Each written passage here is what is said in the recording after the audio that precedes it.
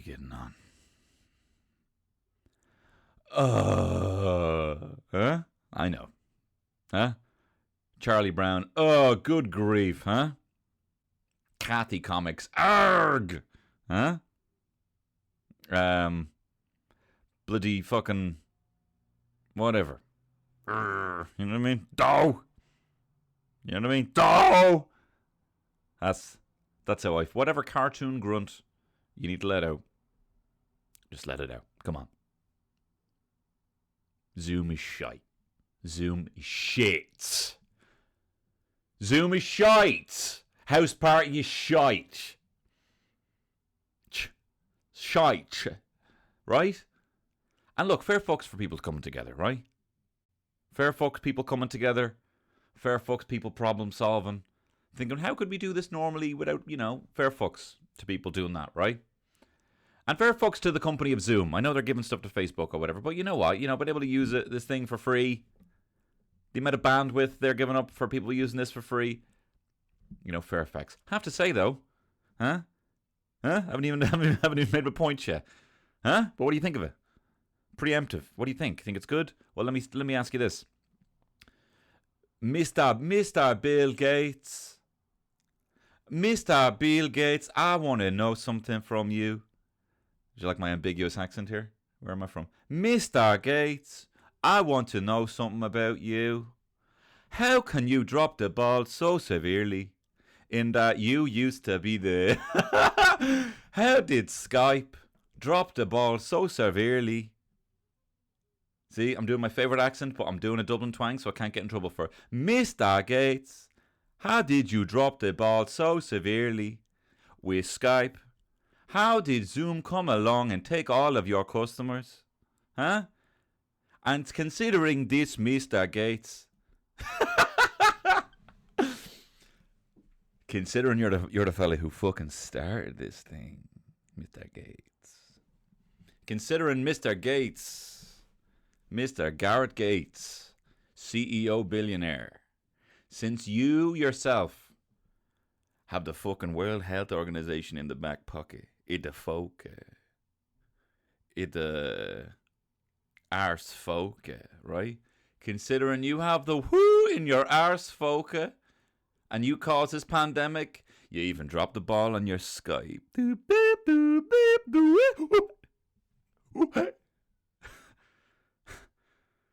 Does any of what... Does anything... We're going fucking raw. I'm not editing this. They dropped the ball though, didn't they, Skype? How do you have the monopoly on video communication and drop the ball and let a newcomer come in? There's this thing called Zoom. We'll get a new thing called Zoom. All Skype had to do was add more people. Microsoft, how did you drop the ball on that? I remember Skype is shit, right? Skype's shit. Skype's always been shit. Skype just forgets your email. They're like, oh, no one goes by it. It's like, no one. It's like you rock up at the login like it's some fucking shanty, and there's an old woman answering, that I haven't heard. Tony Catwell at gmail.com. I haven't heard that name in years. No one exists by that name. Well, it's the name. It's my fucking login. I haven't heard that name in years. So then, and this is how hard. So I always find it funny, right? Whenever you're watching a film and they're not using an iPhone, right? Because Apple don't pay for product placement. They're very, very clever like that, right? Well, not very clever. They just fucking don't need to, right? You see Spider-Man and he's got his Sony Ericsson, classic Peter Parker, who would very much likely have some fucking Razer, gaming phone, running a fucking mobile version of Linux or something, some open source software. You probably have some weird launcher, and he's going into his Sony Ericsson phone. This guy's a genius. This guy's genius rivals that of Tony Stark or a Reed Richards. It's such a shame. Not that we have had a good Fantastic Four film, but this generation, you don't even know about the Fantastic Four. Here, there's my fucking soapbox. I tell you what, and they don't even know Reed Richards, and they don't even know the Thing, and they don't even know Johnny Storm and his sister Sue. I tell you, in my day, there was a fantastic for you had the stretchy gun. You had the one you could fucking clean film girl. You had your man who looked like fucking Brighthead. And you had your man, the lawyer.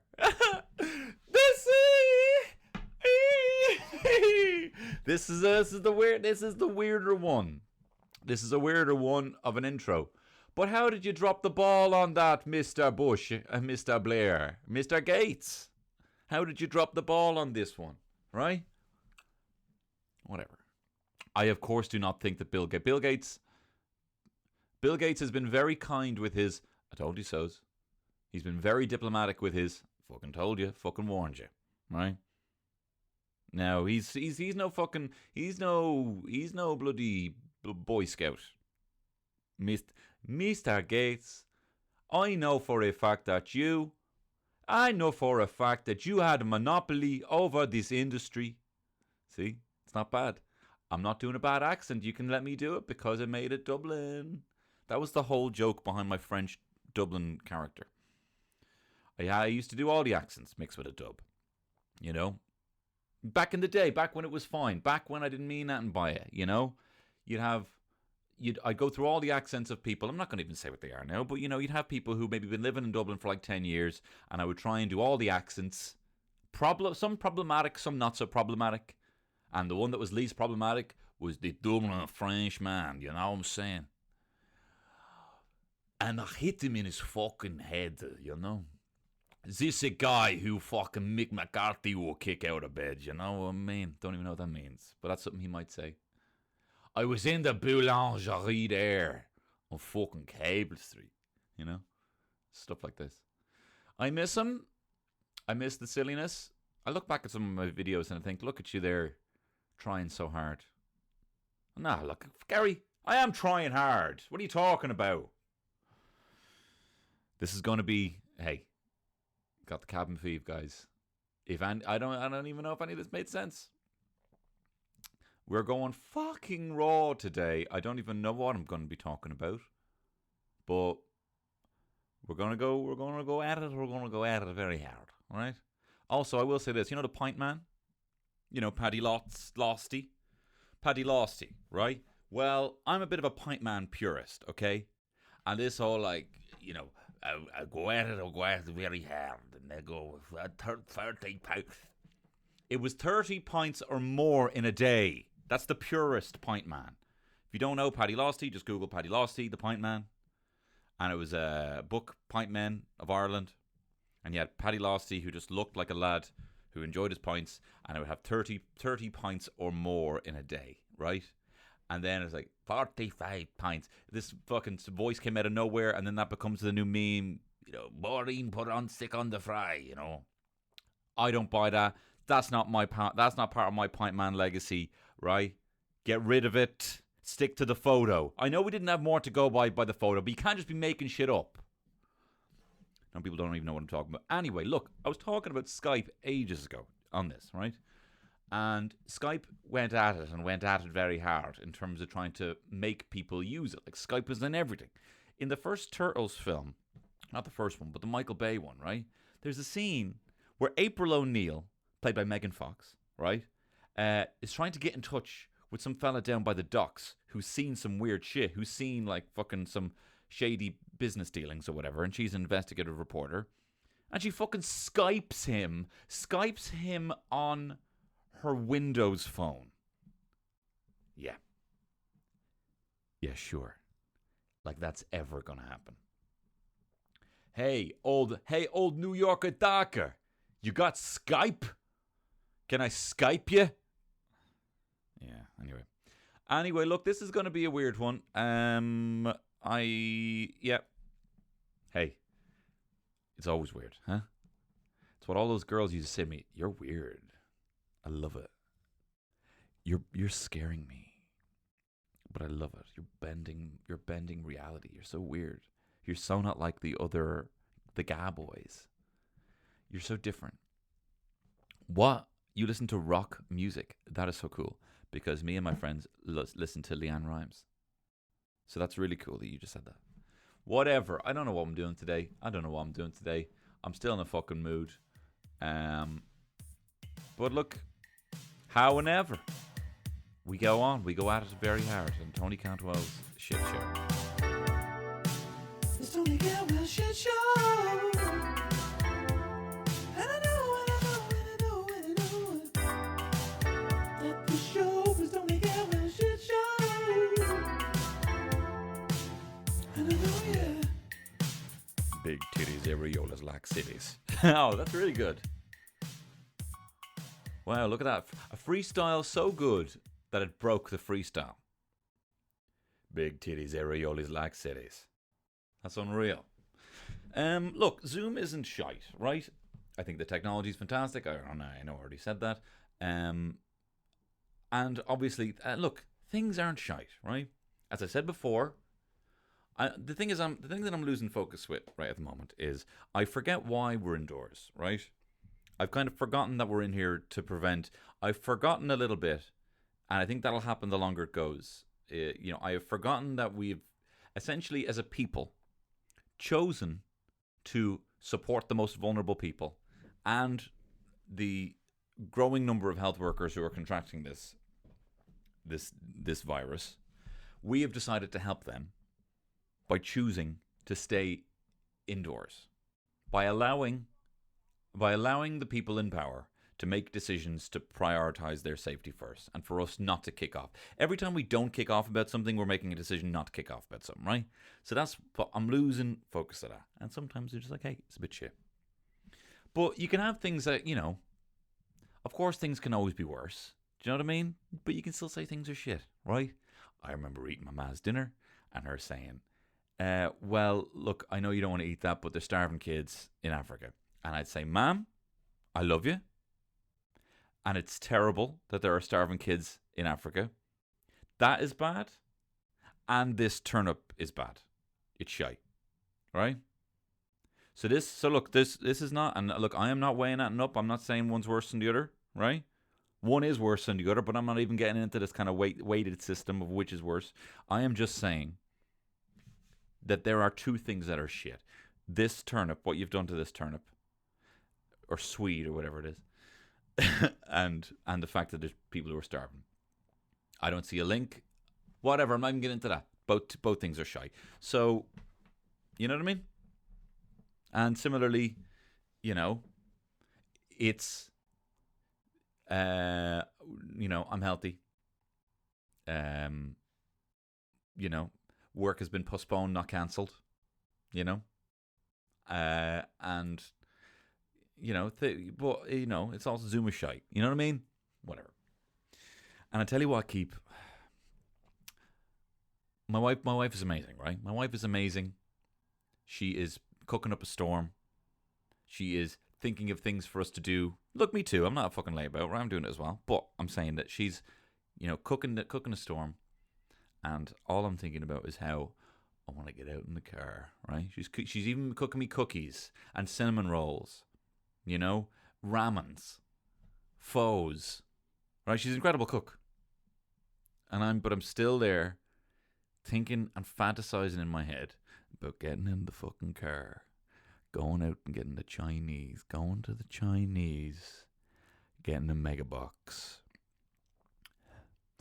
getting into the back seat of the car, eating the whole thing while watching episode 1 on my phone. Star Wars episode 1 on Disney Plus on my phone.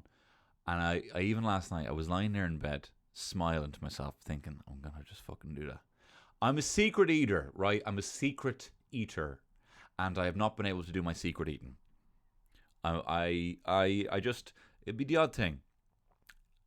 Sometimes, you know what? Sometimes I'm on my own.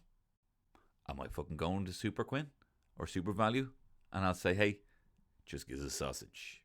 Put it in a bag. Say none. You never saw me, right? I was never here. Don't tell the wife. Don't tell anyone you saw me here. Just put the sausage in the bag.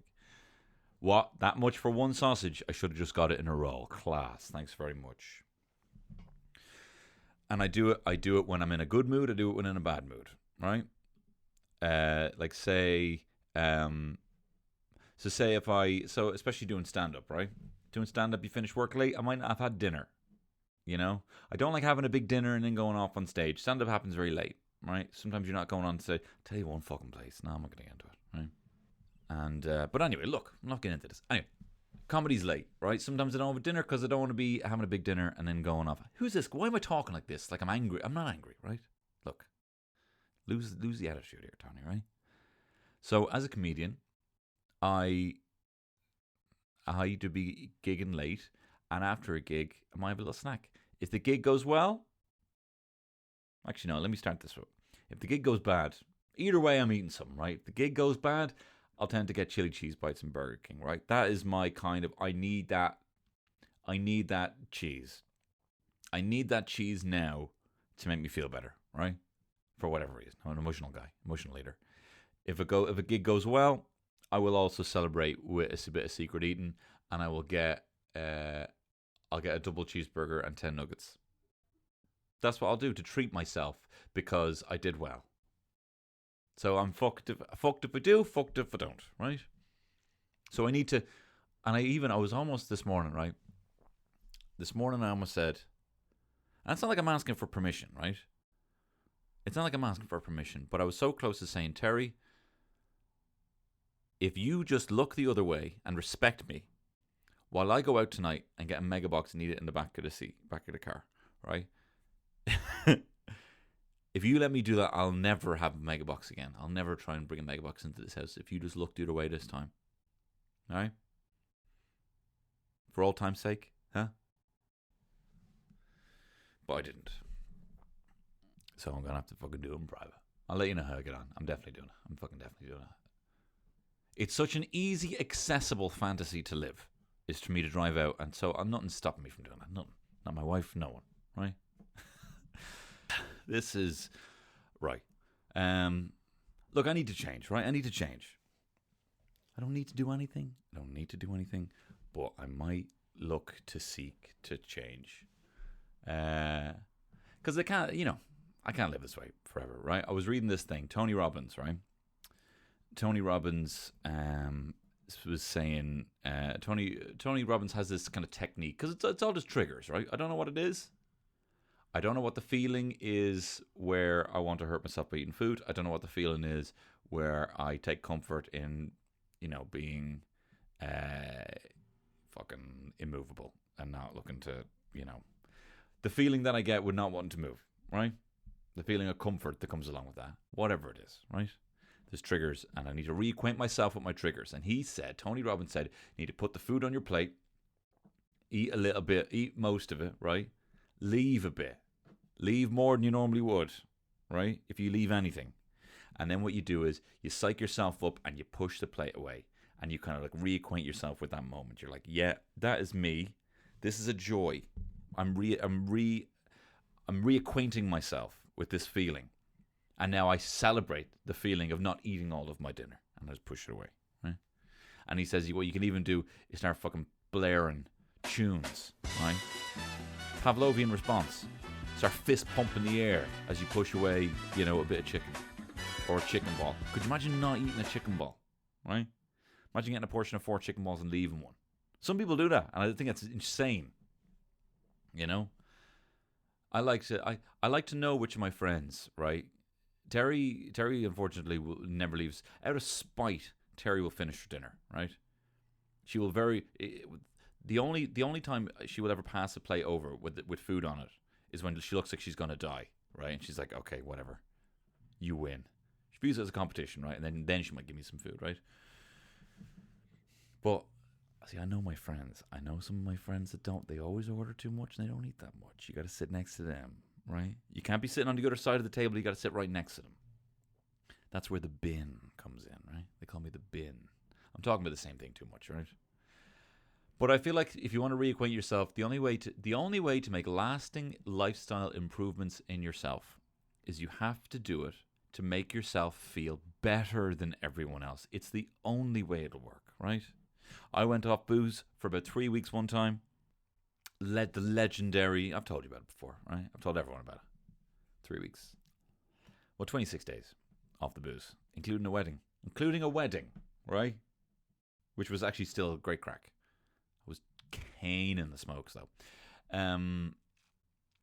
But yeah, the only way I could go 3 weeks off the booze was by waking up in the morning, looking myself in the mirror and saying, Tony, you are better than everyone. You're better than everyone. It's the only way to do it. And that's what you think Mark Wahlberg's getting up at 4 o'clock in the morning. What? To be shy about it. To be humble. Not letting anyone know. Why is it we know all the people who get up at 4 o'clock in the morning? Because they fucking tell you about it. Because the only reason they get up is to tell you that they're better than you. There is no self-improvement that you can motivate yourself unless it's... And look, you're sound. It's not like you start acting like an asshole. What, you think Tom Hanks? You think Tom Hanks doesn't think he's better than you? I'm sure he's humble. I'm sure he's nice. Tom Cruise, nice guy, remembers everyone's name. He knows he's better than you. All right? It's the only thing that can keep you motivating is knowing that you're better than people. So people who are, hey, we out here grinding, just want to let you know, I want to inspire you. No, you don't. I want to make you feel like shit because I'm better than you. So that's the only way I'm going to be able to get over this Chinese thing. Right? I'm thinking about Chinese all the time. Is if I link not eating Chinese with being better than people who do. And I don't want to do that because I'll be honest, right? I'm not against people who order a Thai, right? Who order a Thai or order a Massaman or whatever it is. Good for you and your Massy Man. But when I see someone ordering and posting a dirty Chinese on the soch, I know, hey, you and me, we got something in common here. That's like seeing the track marks in a fellow user's arms, right? Seeing someone post something about curry sauce, you're like, right, we're in the know, right? We're in the know. But the reality is now, I keep talking about pig watching. I actually have never, I've probably eaten better than I have in the last couple of months. You know? I've been eating well because I have not been eating the secret eating. I had that one Chinese, a couple of weeks ago, I told you, the Olympus Mons, and it threw me out of whack, right? But I can just hear her, the mega box, and she calls to me, right? She calls to me. She is DTF. I can't stop thinking about her. I can hear her in my dream saying, Tony, do you remember me? Does your wife fuck the way I used to fuck you? Anyway. But anyway, yeah. Hey bro, if you post a dirty picture of a Chinese, you and me, we're the same, right? We're in the know. Good for you and your Thai. Good for you and your Bischoffs. Right, but if it's got Chinese curry sauce on it, then you and me, I'll fucking go to bat for you, bro. Right? But look, hang on, get a bit of water. Look, I just need to get this fucking megabox out of my system.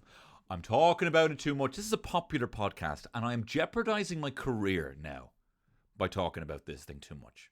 All right, I just need to get the fucking megabox, get it out of my system, and then that'll be it. We'll have a little funeral. I'll get the little pizza box that it comes in. I'll make a little tombstone out of it. I'll bury it in the fucking green outside the gaff. And that'll be it. We'll have a little funeral for the chicken bones, so the ribs that come in. It's a delicious thing.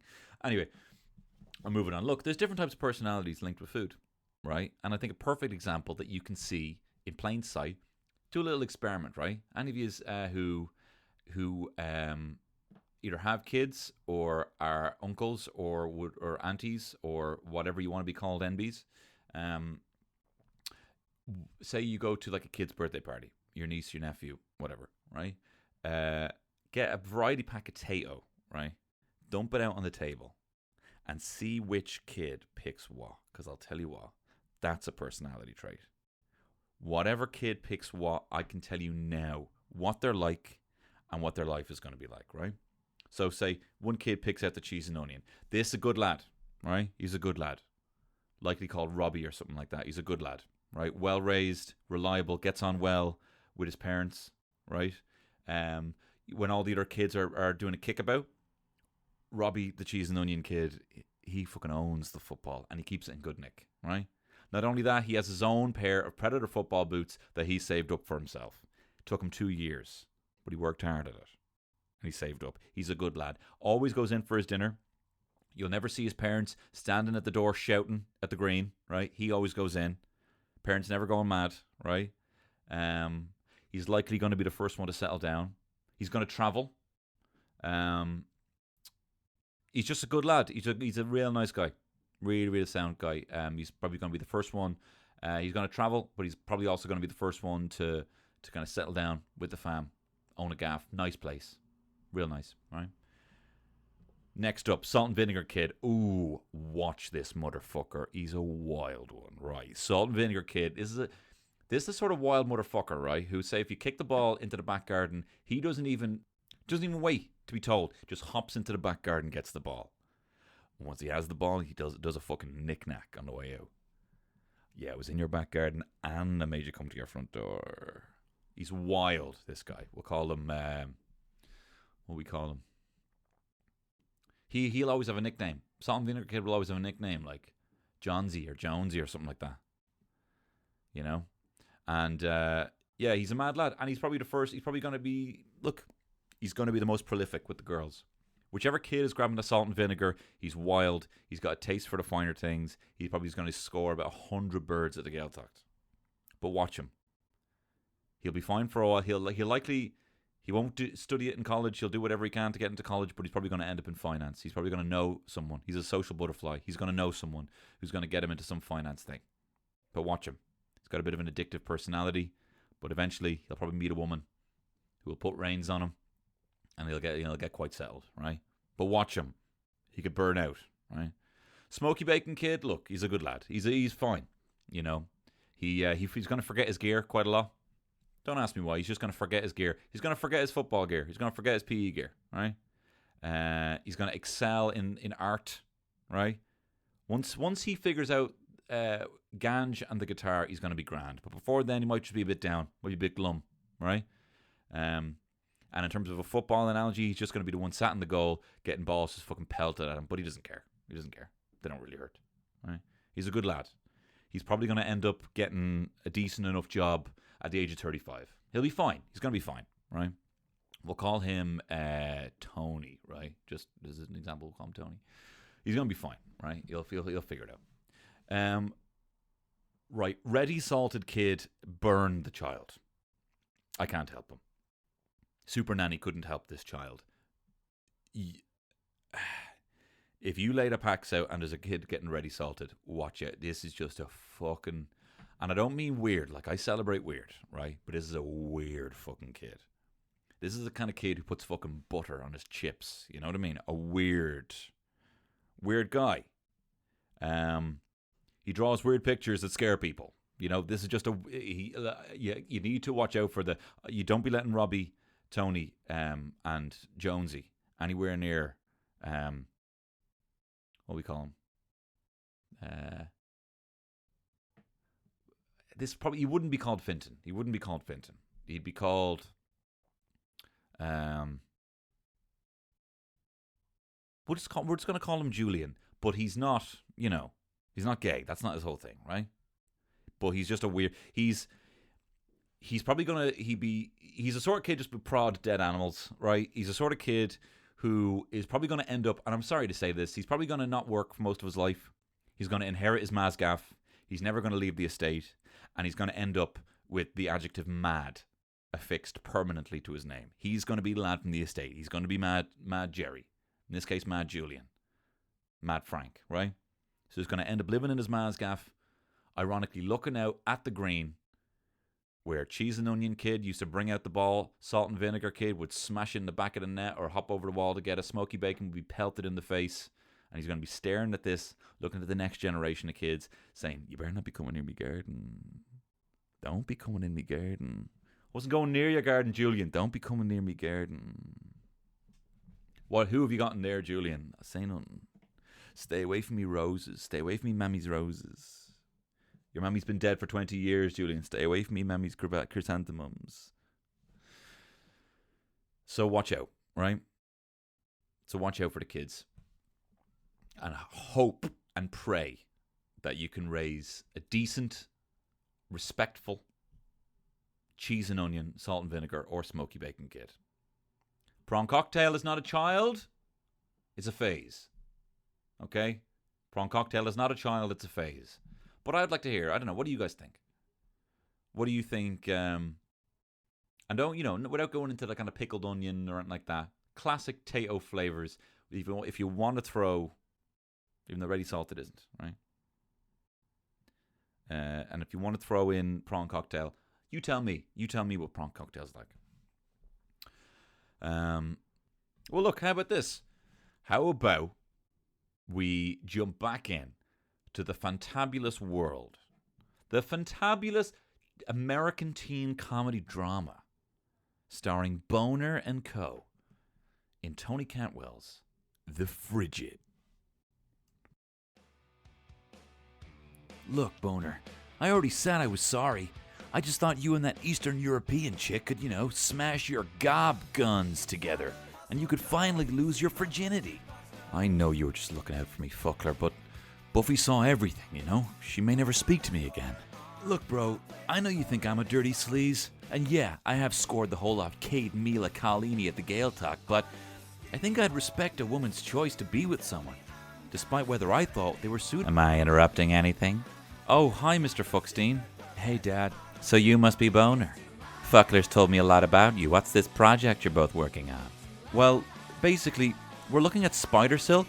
Basically, spider silk for its width is one of the strongest substances in the world, and if we were able to harness their precise weave for, steel cables, our bridges would be strong as fuck. Wow, you really know your stuff, Mr. Fuckstein. Impressive stuff, Boner. Big brainy bollocks on you. Fuckler tells me you're a frigid. I'm somewhat of a frigid myself. Sure, my wife and I have had kids, but we've never kissed with tongues, you know what I mean? Cool. We could certainly use someone like you, Boner, in my laboratory. I could set you up as part of the Transition Your Work Placement program. We're doing some very interesting things with genetic animal splicing. Thanks, Mr. Fuckstein, but I'm probably just going to work in retail, then a few sales jobs until a Facebook video goes viral enough that I can sack it all in and chat shit for a living. You want to fuck around for a few years, I respect that. I like you, Boner. Oh, code orange at my lab. I gotta run. Best of luck, boys. Come on, Boner, let's get some grub. They're serving 3-in-1s at the canteen today. Finally. Curry chips. Oh no, here's... Excuse you, bro. Hey, man, you can't skip. Yeah, what are you gonna do about it, man? Yeah, you looking for trouble? You looking for curry? Oh, you poured the curry on my head. Like a little chicken ball, man. Burns. Quick, Boner, the river's just outside. You can wash it out there. Oh, that bastard Gascoigne poured curry on my head. Here I am washing my hair in the river. It really stings. Help! These things are Hey, back in me. that guy's being attacked. What is that? Oh, get them off me. Is that an otter? Help! Jesus Christ. Hey, get off him. Help! Ow, it Help bit me. please. Oh. What was that?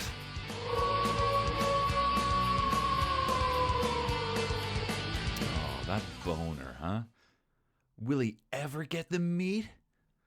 Find out in a couple of weeks' time. I was going to a little sippy near the old coffee. So, tell you what flick I watched there the other day. Avatar, man. And let me say this as well, before I even get into me watching the flick, right? I was hungover on Easter Sunday. And, oh man, we just fucking went at it at the Zoom. Oh man. It was probably the wildest Zoom I've been on. It actually was the wildest Zoom I've ever been on. But anyway, so I was a bit hungover. I woke up at 7. You wake up at 7. As my, with a kind of hangover, as my friend Zach Golden says, where your hair is sore, right? And so I woke up, had my phone there, got on Disney Plus, put on Avatar, right? And I know what you're thinking. Right? You're thinking, what? I know I was slagging off Zoom earlier. And I know I was slagging off all these things, right? You can watch films on your phone. Just think about that for a second. You, at any point, can take out your phone. Pretty much every phone now you can watch a feature-length film on, right? And this thing just happened so gradually from being from Nokia 3210s, right? to having like, you know, you'd have whatever Slipknot background on your Nokia 3210, right? Instead of it saying Nokia, you get a little picture. You're like, wow, I'm pretty much got pictures on my phone here. And now obviously you got Game Boys and all this stuff, right? But this is your phone. And then you got that really shit plastic Nokia. You know the one? You know the one that like, you know, you would light up. There was lights on all the side. You could like take off the back and cut out like a picture and put it in there. And then that would be your kind of like your phone, you know, background. You could just customize it. And I had the worst camera on it. Honestly, it looked like you had pink eye. Like it looked like you had pink eye and someone kicked you in the head. And that's the photo. And people there posting, hey, look, me and the girls. You know. And this is also when sending an MMS was a quid. Cost you a quid to send a picture, right? Think of how many photos get passed back. But what I'm saying here is, right, it happened so gradually that it's difficult to see when there was a day you couldn't, what the last day was that the technology wasn't there for us to watch. That's a weird way of saying it, right? The day we were able to watch films on our phone, there should have been a fucking parade. We should have been out there with streamers. We should have been out there. There should have been a 1 week off celebration across the globe. We did it, guys. There should have been peace. Are you telling me? And it just happened so gradually. There should have been a day we weren't able to do that, and then the day that we were able to do that, people out on the street. Us watching films on our phone. And I know I sound like an old bastard here, but it far exceeded my wildest expectations of what the future would hold. And I remember my dad telling me about the internet back in like 96, 97. And he was saying, in the internet, right, you're going to be able to go onto your computer, right? And back then, computer was just for writing fucking notes. It was a fucking grandiose typewriter, right?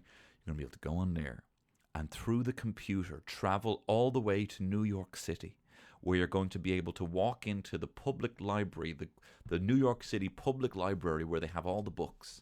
And you're going to be able just to take a book off the shelf and read any book in the world. Now, that blew my mind for two reasons. One, oh my God, I can travel to New York online. And I can pick the selection of books, you know? Like, think about that. And then for that was my wildest expectation of what the internet could hold, right? And then it's just gradually... And no one's talking about this. No one is like, look at what I'm doing. I'm like, yeah, I know. We look at phones and no, but think about that. You aren't carrying fucking 50 reels of film to decide which film you want to watch in one location. Where are all the VHSs for your selection of films that you want to choose? You don't even have to carry one of those fucking zips with all the slots, you know, the zip packs with like all the CDs and DVDs in it. You don't even need to carry one of them.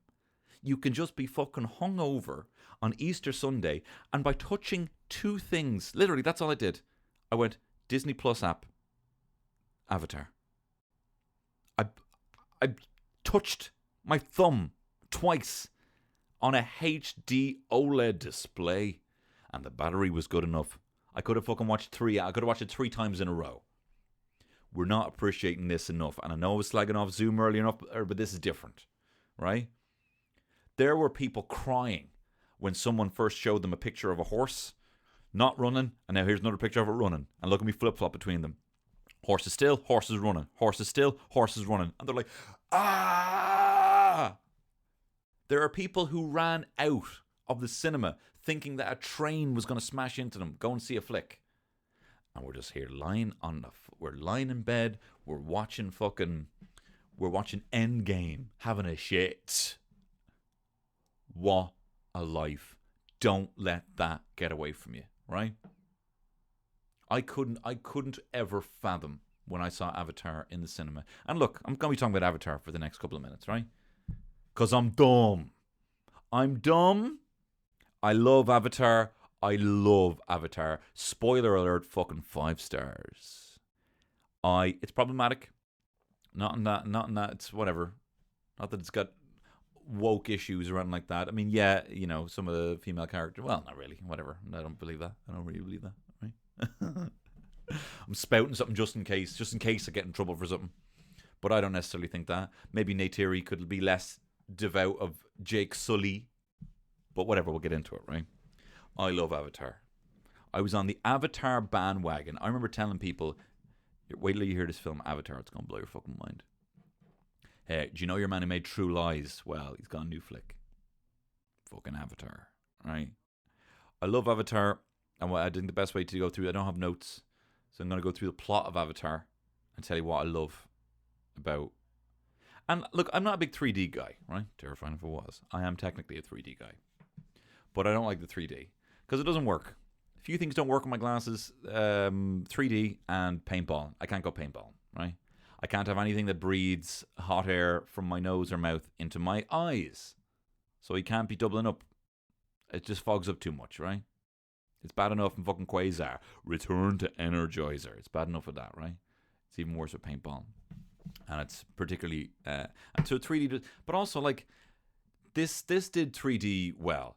This is the best use of 3D. And it's a technology that it invented and has been, you know, it's been around. It's been around for fucking, what are we now? 2020. So it's been around for 11 years since. And I still haven't. No, I haven't seen many films in 3D since. I just think it's gimmicky. I think it takes it away. I think it's too dark. Maybe it's improved. I don't know if there's any film that's worth it. But I remember this film. I remember telling people, you gotta check out Avatar. And I sound like an asshole. I sound like a fucking nerd. Wait till you see Avatar. And let me just say this as well. This film, up before Endgame, highest grossing film of all time. I don't understand that. Like, I don't understand that. This is dense sci-fi. Like, I cannot comprehend. I totally get the hype. I totally get the, oh my God, you have to see it. And it's like a kind of roller coaster ride and everything like that. You know, from the director of Titanic, James Cameron, you know. Like, I mean, obviously, I get Titanic. I get why Titanic is as big as it is. It's a spectacle. It's a fantastic love story, you know. It's got everything for everything. And I remember everyone just being like, it's a very important film, right? And there was almost like this rehashed tragedy of Titanic, you know. And it is sad, you know. But and it was kind of this kind of just rehashed, like, let's all be sad again about the Titanic. We're the richest, you know. Anyway, and I remember everyone's being like, it's a very important film, you know. And listen, there are tits in it, but I think you should see it because it's an important pair of tits, you know. It's a very important film. So I get why that's big, but Avatar is a dense sci-fi. And you can see, I mean, you can see how dense it is. Like, as soon as it starts, like, just, like, and James Cameron, right, tried to make this film after Titanic. Thank fuck he didn't, because it would have ended up looking like a fucking Bug's Life if he did, right? So thank fuck he didn't. He's like, no, do you know what? Technology's not there, but this is the film I want to make, so I'm just going to take my billions and go look for the Titanic again. All right, I'm just going to go under the water again. So, so what he does then is he's like, right, sees Gollum, right? And he's like, whoa, hang on, these guys are doing what I want to do. Sees how good Gollum looks. And to be fair, Gollum still looks class. Watched Lord of the Rings recently. It still looks unreal. I mean, some of the ghosts just look a bit kind of like stage kind of ghosts. They look like a bit like Darby O'Gill and the Little People, kind of the Banshees, you know, kind of vibe. Gollum still looks unreal. I mean, if they still have the files for Gollum, which I assume they have, just slap a new texture on him and you're laughing, right? That's the thing that makes the Star Wars films look as dated as they are. You know, when they reintroduced fucking Jabba the Hutt again and had Greg Proops, you know, in episode 1 being like, hey, I'm a, you know, or as the Padres commentator, you know, all those guys look crazy because the textures just aren't great, you know? If they just improve that. Anyway, so thank fuck James Cameron didn't do that. But then he saw Gollum and he's like, right, that's unreal. I'm into what they're doing here with the mocap. Let's get started on it, right? So he's starting to do it. Before this motherfucker has even looked to try and shoot anything, to get anything, he goes to a fucking botanist, right? He goes onto the flora and the fauna. He's like, I want you to, or no, the language. He goes to a language expert. And what would you call them? An ethno. I think technically people who come up with fake languages are called conlinguists. Not conlinguists, guys. Come on, don't be gross. Conlinguists, right? So he gets his conlinger, right, and starts making up the language before he's even written the thing, right? Like, this is just a level of detail. But anyway, I'll talk about it. I'll talk about it when I get into it, right? I think Avatar's class. Look, it's a simple story. It's fucking Fern Gully. It's Dances with Wolves. Like, this could have easily been clanger. It could have easily been a clanger. It could have easily been, what's that flick that just didn't get good ratings? I haven't seen it. The French flick with Cara Delevingne in it. I haven't seen it. But anyway, here, hang on. I'm going to go through Avatar here. I'm just going to fucking go through the Wikipedia of Avatar. This is a fucking top 10 podcast. I'm going through the Wikipedia of Avatar. I'm just going to tell you about what I think about it. Sam Worthington, right? They get Sam Worthington. At the time, I thought, right, this guy's class. He's just got a fairly vanilla face. I rewatch it now and I'm like, he's probably the worst Aussie at hiding his accent. So, they have these thing called, like, avatars you can. So they're like, they're genetic programs with they're genetic hybrids of my body and fucking Eileen. You can't. Like, really, he's good. Like, he does the job in this, And even we were watching it and Terry was all like, "Oh, haven't seen him in a while." So devastated that this motherfucker ended up in that film. I haven't seen it, but I'm sure it's shit. The Titan. Where it's a film where he is like, it's kind of like Avatar. I can't believe he did this, right? It's so what's the plot of it? In 2048, the Earth overpopulated and ridden by violent conflicts. Scientists are looking at Saturn's moon Titan as a new home for humanity. And then what they do is basically they infuse the DNA of a human with this alien DNA of Titan. Like, I can't believe he did a shitty Avatar. And now he's going back to Avatar 2 and 3. And possibly 4. Although, hang on. He's not booked in for Avatar 4. Interesting. Very interesting. But look, he's fine. He did a couple of dodgy films. He did Terminator Salvation, which I thought he was decent in. He started doing Clash of the Titans. Wrath of the Titans. It wasn't him. He wasn't to know that these weren't going to be very good. But it's a shame. Anyway, look, this film is 11 years old. It still looks as good, if not better, than like Endgame that came out. Right? I was watching it on my phone. I got a nice little OLED display on there. It's looking pretty nice, right? On my phone, isn't that mad? Honestly. I could just leave. So when I go get this mega box, I can watch episode 1 in HD on my phone. Insane. And it doesn't feel. And where are they all? Where are all the files? Where are all the reels of film? Yeah, they're invisible. They're not even using up my phone's storage. Isn't that? Come on. Right. Anyway. Look, if the 5G kills us, let's fucking have it. Because I like the reality that we're living in with this whole thing.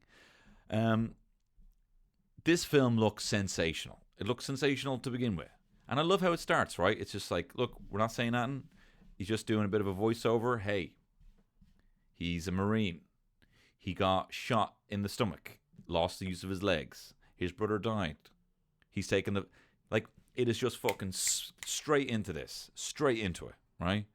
And what a cast. Like, what a cast. First of all, right? Let me tell you how fucking impressive...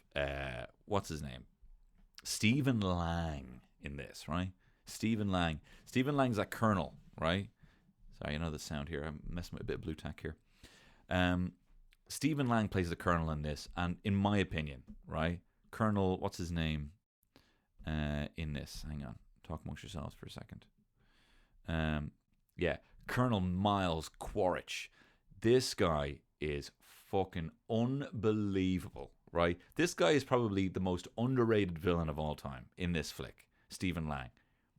He is so... I know I used this phrase when I was talking about Gigi Good from RuPaul's Drag Race in my RuPaul pod that is up on my Patreon, right? It's for free for everyone. But Stephen Lang in this as Quaritch is the most deliberate, like killing machine, like a robot killing machine. Like he moves like Michael Myers, like the Terminator, like so deliberate. This is what Fergal Costello, who directed me in that Something Doesn't Feel Right. He was always like, if you look at these killers, right? They're so deliberate in their movements. They are unstoppable. They would walk through water. They can walk through walls. He does that in this. He has one line in this, right, Stephen Lang.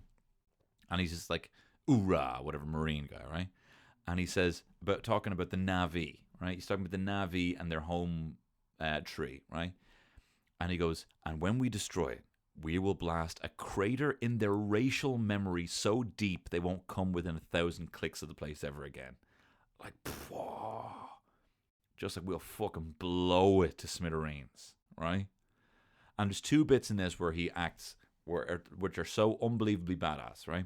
There's one bit where they're fleeing captivity and they take a ship, right? And so Quaritch walks out, straight out into the deck. He's in the observational deck where they have all their oxygen, right? Then he walks out into Pandora, get into this gaseous Pandora climate, winces slightly, and then unloads 2 whole clips from 2 different guns, shooting at this ship, ends up shooting Sigourney Weaver. Spoiler, I'm sure you've seen Avatar, right?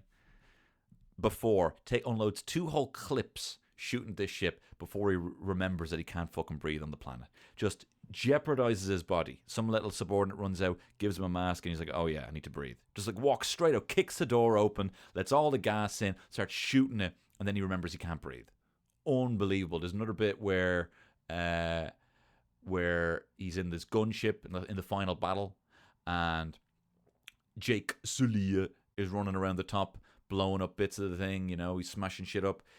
Then fucking Quaritch pops his head out again, starts shooting, right? Again, can't breathe, kind of winces slightly, but he can take it, right? Considering the fact you see Jake Sully later on, who can't breathe and passes out in a second in this air, Quaritch is like, fine. Just you can feel it melt in his eyes, right? And he shoots, and then he jumps back in, gets blown up. He's on fire, hops in a mech, right? And then in total like precision army mode, he fixes the straps in both and then puts the fire out before he jumps out. It's just unbelievable. As head of security, it's my job to keep you alive. I will not succeed. Not with all of you. Just like fucking straight talking. And also fucking gun show on him. Very impressive. I wish we saw him in more flicks.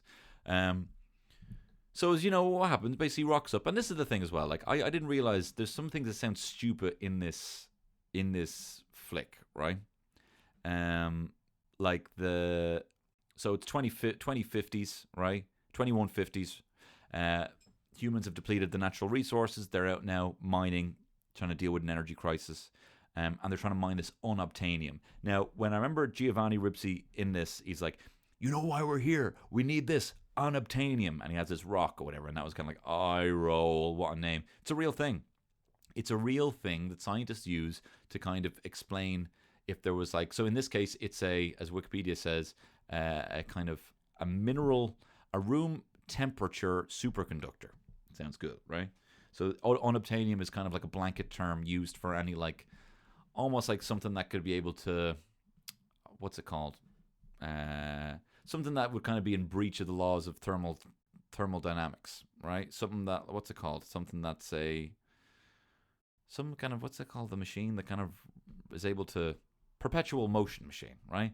That might use some sort of unobtainium for it to work. It's kind of like, here's a bit of loose science. So, look, I'm down with it. Giovanni Ribisi in this is quite pantomimey, right? More pantomimey than the fucking robot colonel, if you can believe that. Now, Sam Worthington, like, he's fine in this, right? But the level of hungover that I was just jealous of this cunt. I've had a couple of weird moments in my life where I'm like just jealous, and it's so irrational. I used to be jealous of the Spice Girls, right? I couldn't get into the Spice Girls. I don't know what it was, right? It's not because I wanted to be it's not even that I wanted to be a Spice Girl. I couldn't enjoy the Spice Girls because I was jealous of all the attention they were getting, right? And it's not even like they were my mates, but I suppose that's part of it. I suppose the Spice Girls were just normal girls who you might see knocking about, having a good laugh, right? Who ended up being fucking astronomically famous. But I didn't like them. I couldn't get into them. I'd have to listen to Two Become One in private because I was jealous of Mel B. Don't ask me why. But similarly in this, there's a bit where Jake gets up on his fucking, what's it called? Fucking Mokhtar, whatever it's called. Turok Mokhtar. And Neytiri gets on the back, and I was like, that should be fucking me up there. That should be me with me bird at the back. And I said it to Terry, and she totally. So look, as you know the story, Jake Sully lands on Pandora. His twin brother dies. His twin brother was a scientist. His twin brother was meant to be part of this Avatar program. The Avatar program is that they actually are able to transfer their brains into these genetically bred Avatar hybrids so that they could interact and speak like Avatar, like the Na'vi, right? And Jake's brother obviously had the same genetic makeup as him because he's a twin, right? So they're like, right, this is handy. We can use this. Sigourney Weaver's like, we don't want you here. We don't want you here. We don't want any fucking Marines. She's already shown this up top. She's unreal in this. My wife adorably can't say her name. She says Sigourney Weaver. She can also say Ben Affleck. She says Ben Affleck. There's a couple of weird little things in her head, and both of them just. She can't say Sigourney Weaver and Ben Affleck, right? And I slag her about it. It's like, who's that? And she goes, Sorny. So Sigourney Weaver is like laying it out. I'm a scientist, right? I'm fucking Jane Goodall here, right? And she is. She played her in that film, didn't she? She played Jane Goodall, Gorillas in the Mist. Let's check that. Yes, she did. So she's Ripley meets Jane Goodall in this. Is it Jane?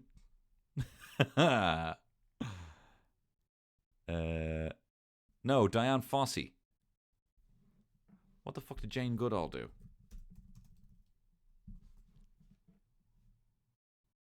Oh, she's just a different primatologist.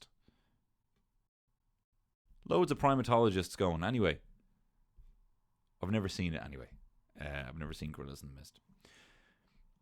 So Sigourney Weaver's class in this. And she's just fucking straight talking, smoking. I love little things like this. And also, I will say this as well, right? This film, I'm jumping all over the place, right? This is what happens when you try to talk about Avatar and you have no notes, right? Just the scale in this is unreal.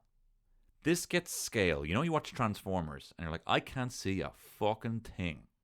These things are moving. It's like, you know when the Tasmanian devil turns into that fucking spiral? That's what happens with this, right? With a Terminator. Optimus Prime goes, transform. And then it goes. And like, I know the pieces aren't fitting in there. I know they're not. You're making it look like it is. You're making it look like, oh, this cog is twisting. But they're not transforming, right? I know they're not transforming. But you can't see a fucking thing, right? You can't get the scale. This guy's meant to be a truck. He's meant to be fucking 30 foot tall. You don't get it, right? Well, you see this when they get off these, like, when they land on Pandora and he goes out in his wheelchair and you see the size of these bulldozers and you can kind of see a fog. It looks so big and you can't even, they don't even need a human for scale. It just gets how big these fucking things are. These massive, horrible, gross machines, right? Anyway. So he rocks up, meets Sigourney Weaver. She's like, I don't like you. I don't want to fucking like you. Meets the other guy. The other fucking lucky guy. The other fella who fucking can't believe his lucky stars that he's in this flick, right? And he's like, hey, I like you. Until he starts becoming mad jealous of Jake getting in with the Na'vi. Anyway, I'm not saying anything interesting now. Look, let's just skip ahead, right? Let's talk about her. Come on, Neytiri, let's just fucking talk about her. We're fucking dancing around here. She's a fit bird. Although, what's mad, right? She's not human, right? And I fancy her, right? I probably would prefer if she was my height. And I will say this, Zoe Saldana in this flick. Stephen Lang, the other Lango, right? Stephen Lang deserves an Oscar for this flick, and Joey Saldana deserves an Oscar for this flick. Enough of your fucking Andy Serkis. Now I love Andy Serkis. I'm a Cirque horse, right? I love Andy Serkis, right? But Zoe Saldana gives as good as Andy Serkis has ever fucking given. She is sensational in this flick. C.H. Pounder as well, her man in this, is unbelievable. They're doing so much. She is literally playing like this fucking feral cat alien.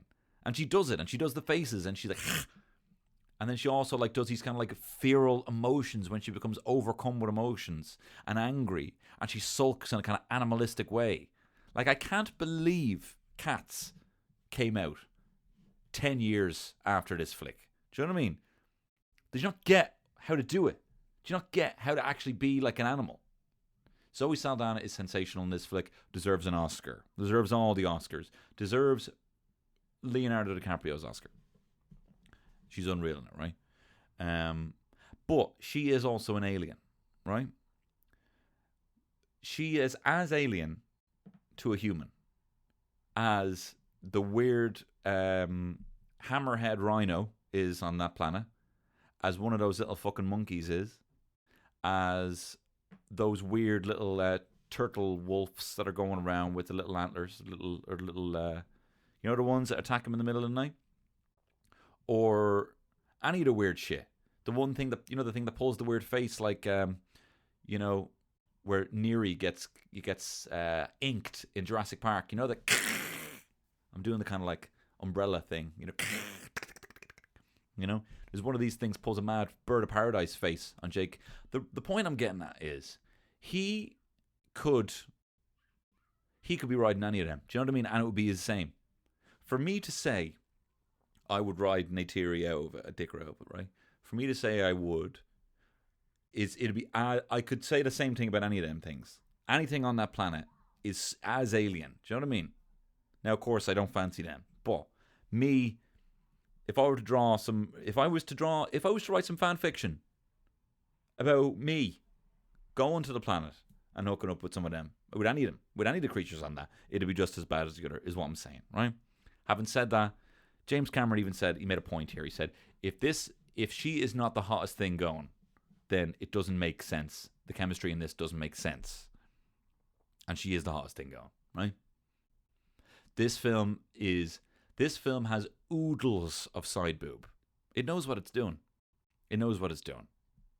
And I was watching it, and I honestly, every time Neytiri was on the screen, Terry could even see it. I was a different person. I was reacting differently, right? I was like getting shy. And then when he goes up on fucking Turok Mokhtar, anyway, we're not at that part. So you know the story, right? Basically, Jake Sully, right? Marine, I'm just going over this again. Loses the use of his legs, gets put in the avatar body. Now, the thing is, right, the whole premise of this is, he's a double agent, essentially, right? He's a guy who is army through and through. It's all he's ever known, is to be a bit of a Marine, right? And I like, James Cameron has a bit of an obsession. He's got an obsession with macho shit, right? But not man macho shit. He's got a lot of macho women in this. He does women very well. You know, obviously, you know, he made Ripley a fucking legend in Aliens, Sarah Connor in Terminator, you know, Neytiri in this, Jamie Lee Curtis in True Lies, fucking unbelievable performance and hilarious as well, and also an absolute dampy wetzer. Do it slowly. No, do it sexy. Do it slowly, right? Is an absolute dampy. Rose is a good character. You know, he writes good female characters, you know? Like, in another film of Titanic, it'd be like, you know... No, I suppose, I don't know. You know, like, she's kind of thrust into this life she doesn't want, you know? And this guy represents freedom. Anyway, you know Titanic, right? Maybe I'll do Titanic another time. Great flick, right? So he does good lady characters, and he does good macho lady characters, right? And he seems to have and I like the fact that he has fairly kind of androgynous macho Latin women in all of his flicks, more or less, you know? He's got, who's he having, what's her name in this? Michelle Rodriguez, right? This macho combat pilot. It's only until the very end that she actually wears a top that you can kind of see a kind of silhouette or kind of shape of her. She's wearing overalls up until this point. Do you know what I mean? But anyway, look, the premise of this is also kind of like She's All That, right? Freddie Prinze Jr., it's kind of like the same kind of double cross. You know, that kind of thing where you're like, wow, they're getting on great, but there's a secret, right? In Freddie Prinze Jr.'s case, it's that he is trying to turn this girl, I think that's the premise of She's All That, trying to turn this girl into like a prom queen, right? This girl who is an absolute